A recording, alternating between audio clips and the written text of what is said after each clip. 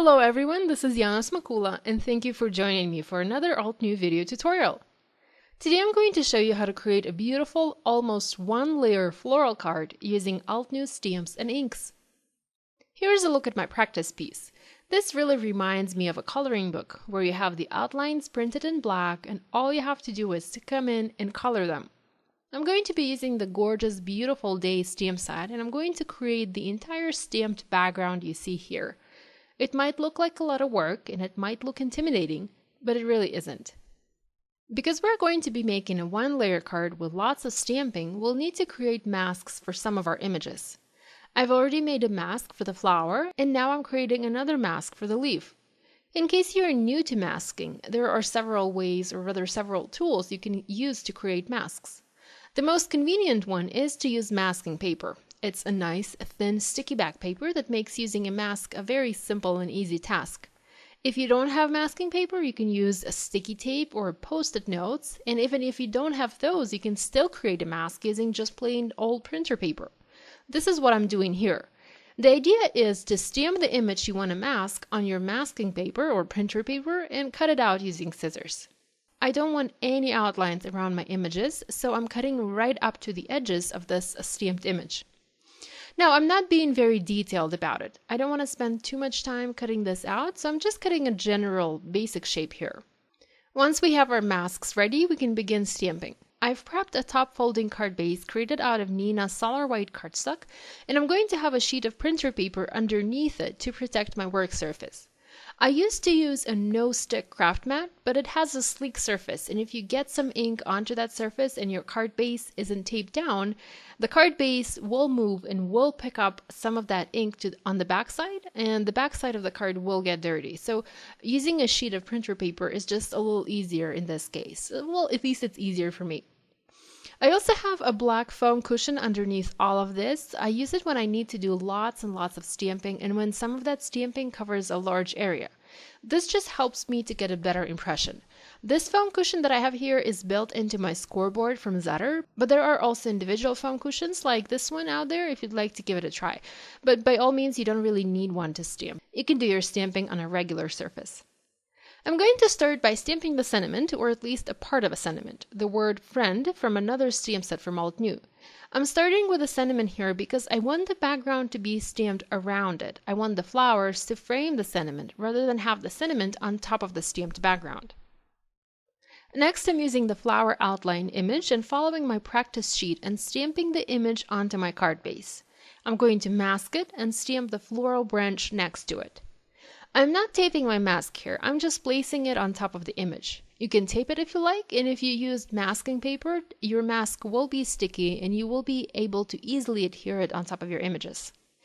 While I still have the mask here, I'm also stamping another leaf, masking that and going to stamp the second flower. I want to have 3 flowers in total on this card to stick to the visual triangle rule. I'm going to continue stamping the images from the Beautiful Day stamp set until I have my black outline background completed. I'm using VersaFine Onyx Black ink for stamping these as it gives a very nice and rich black color.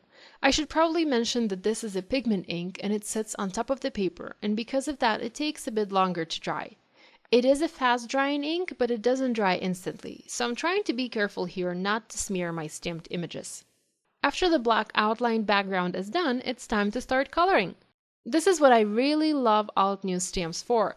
I don't have to be an artist to have beautiful colored images on my cards. I can just take their stamps and inks and have little gorgeous paintings on my projects. So I'm starting with the leaves and using 2 lighter colors of ink, the Fried Leaf and the Forest Glades, and notice that I'm keeping the masks in place while I'm doing my fake coloring. Next, I'm going to color the flowers, and I'm going with yellows and pinks here. I'm using Buttercream, Mango Smoothie, and Warm Sunshine for the yellow flower, and also Frosty Pink, Cotton Candy, and Coral Berry for the pink flowers. Not all images in this stamp set have matching images to color them with, and it's okay. I do want some to remain black and white. I want the flowers and the leaves to catch all the attention on this project. When you start adding your layers to your flowers, it might look like nothing at first, but as you stamp the second and the third layers and start getting the shadows and highlights, your images really start to pop. And the best part, it takes much less time than real coloring. You can by all means stamp just the outlines and color them using your favorite coloring medium, but it's also nice to have this fake coloring option. So after my background is done, I'm going to work on one more piece for this project, one additional sentiment. I want to have this card say, "Friend, you make my heart bloom," hence the flowers in the background. I don't want to stamp the sentiment onto the card base. I want it heat embossed in white onto pink cardstock. To make sure my cardstock matches in color to the rest of the card, I'm using the cotton candy ink and an ink blending tool and just blending this ink onto a strip of white cardstock. I'm going to use my heat tool to dry the ink on this strip, then use my anti-static powder pouch to prep the surface for heat embossing. This will eliminate any static and any grease from my fingers. And then going to stamp the "You Make My Heart Bloom" using clear sticky ink. I'm adding white embossing powder on top and heat setting this with a heat tool. The rest is very simple. I'm going to foam mount this strip onto my card, trying to make sure I have it centered here, and also going to add a few clear sequins from Pretty Pink Posh to make this project sparkle. So this is it for today. Our almost one layer project is finished.